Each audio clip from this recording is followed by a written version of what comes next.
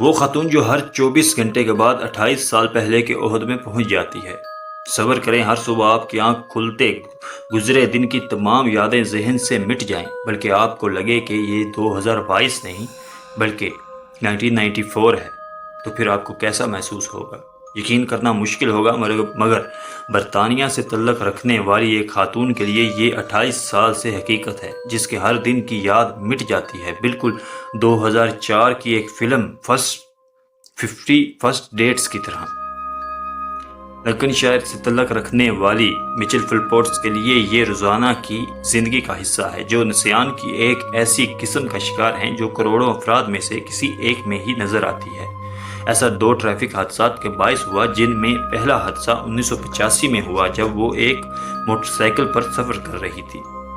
اس کے 5 سال بعد یعنی 1990 میں دوسرا حادثہ ہوا، اور دونوں بار حادثے کے دوران ان کے سر پر ہی چوٹ لگی تھی۔ 4 سال بعد 1994 میں ڈاکٹروں نے مچل میں مرگی کی تشخیص کی، جو کہ سر کی چوٹوں کا نتیجہ تھا، اور وہاں سے حالات بدتر ہونے لگے۔ مچل کو اکثر سیزرز کا سامنا ہوا اور باتیں بھولنا شروع ہو گئی، اور اس کی وجہ سے ملازمت سے بھی فارغ کر دیا گیا، کیونکہ ایک دن انہوں نے ایک ہی دستاویز کے بار بار فوٹو کاپی بنائی، کیونکہ ان کو یاد ہی نہیں رہتا تھا کہ وہ پہلے بھی ایسا کر چکی ہیں۔ اب 28 سال بعد بھی وہ 1994 میں ہی پھنسی ہوئی ہیں، اور یادیں اسی سال سے آگے بڑھ ہی نہیں رہی۔ یعنی ہر صبح جب وہ بیدار ہوتی ہیں تو 58 سال کی بجائے 26 سال کم عمر تصور کرتی ہیں، اور ان کا ماننا ہے کہ فورسٹ کیمپ ایک نئی فلم ہے جو 1994 میں ریلیز ہوئی تھی۔ ویسے تو ہر گزرے دن کی یاد ان کو مکمل بھول جاتی ہے، مگر اکثر اوقات وہ کسی نئی یاد بننے کی چند منٹ بعد ہی اسے بھول جاتی ہیں۔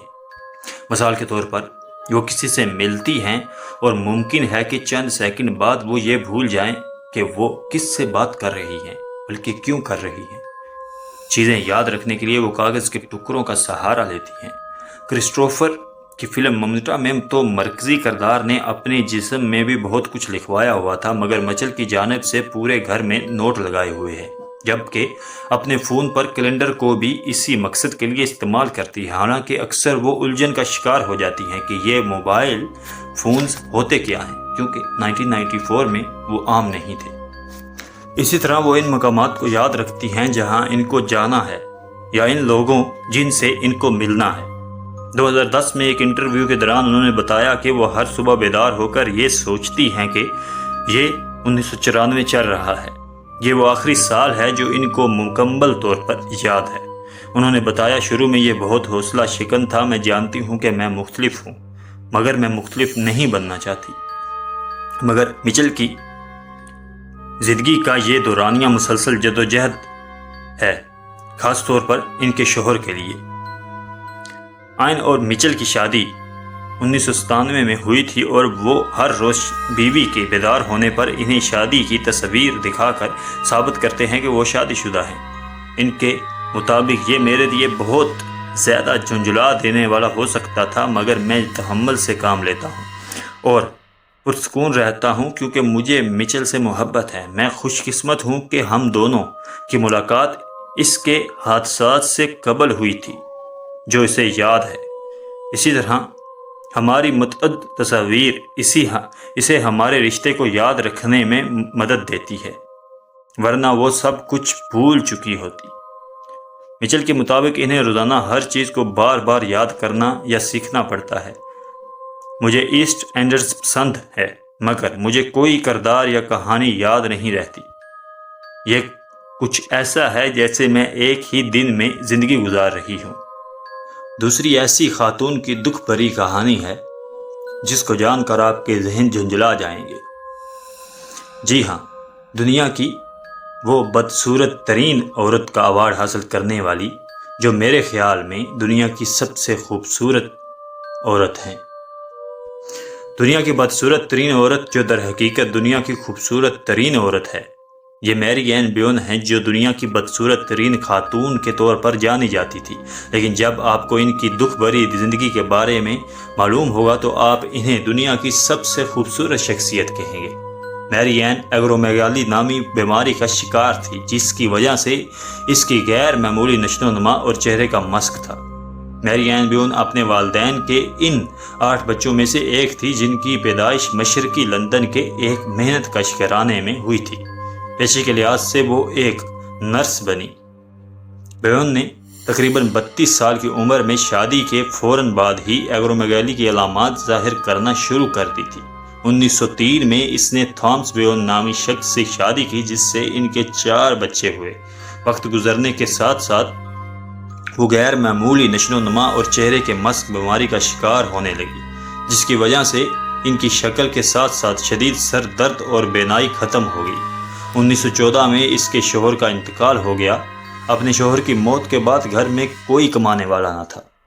قرض واپسی اور اپنے 4 بچوں کی مالی ضروریات کے باعث اس نے ذلت امیز مقابلے میں حصہ لینے کا فیصلہ کیا اور دنیا کی بدصورت ترین عورت کا جارحانہ خطاب جیت لیا، جس کو دیکھتے ہوئے بعد میں اسے ایک سرکس نے ملازمت پر رکھا۔ سرکس شو کے لیے مختلف شہروں کا دورہ کرتی، جہاں لوگ اس پر ہنستے اور اسے ذلیل کرنے کے لیے آتے تھے۔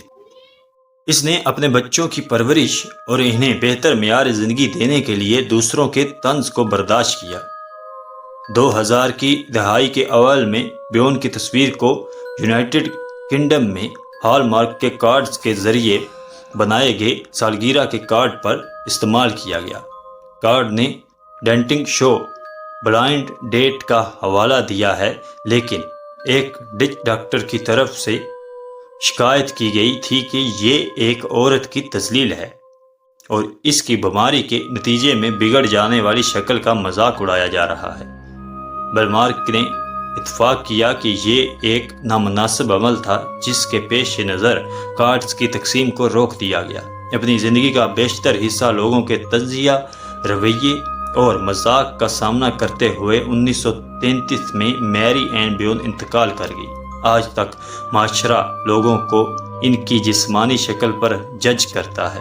اگر ہماری آنکھیں جسم کے بجائے روحیں دیکھ سکتی تو میری این یقیناً دنیا کی خوبصورت ترین خاتون ہوتی، جس نے اپنے بچوں کی خاطر دنیا کے ذلت امیز طعنے اور اپنے اوپر بننے والے مذاق کو ساری زندگی برداشت کیا۔ ناظرین، آپ کو ہماری یہ ویڈیو کیسی لگی؟ کمنٹ سیکشن میں اپنی رائے کا اظہار ضرور کیجیے گا، اور اگر ویڈیو اچھی لگے تو لائک کیجیے گا، چینل پر نئے ہیں تو چینل کو سبسکرائب کیجیے گا۔ اور آج میں ایک پیغام بھی دینا چاہتا ہوں۔ جو یونائٹڈ کنگڈم ہے، جو یورپ ہے، اس میں عورت کی، مرد کی، انسان کی صرف تذلیل کرنا ہی سکھایا گیا ہے۔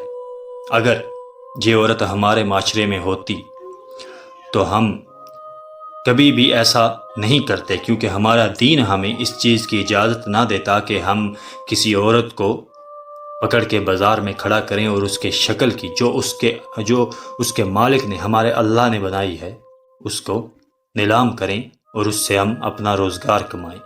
اور ہمارے لوگ جو ہیں وہ نہ تو اس طرح کسی کی بدصورت شکل پر جا کے ہنستے ہیں۔ اس لیے ہمیں اپنے وطن سے، ہمیں اپنے قوم سے، اور سب سے بڑھ کر ہمیں اپنے دین سے محبت ہونی چاہیے۔ آج کا یہی میرا پیغام ہے۔ اگر ویڈیو اچھی لگے، میں دوبارہ عرض کرتا ہوں، تو لائک کیجیے گا اور کمنٹ سیکشن میں اپنی رائے کا اظہار ضرور کیجیے گا۔ اگلی ویڈیو تک کے لیے مجھے اجازت دیجیے، تب تک کے لیے اللہ نگہباں۔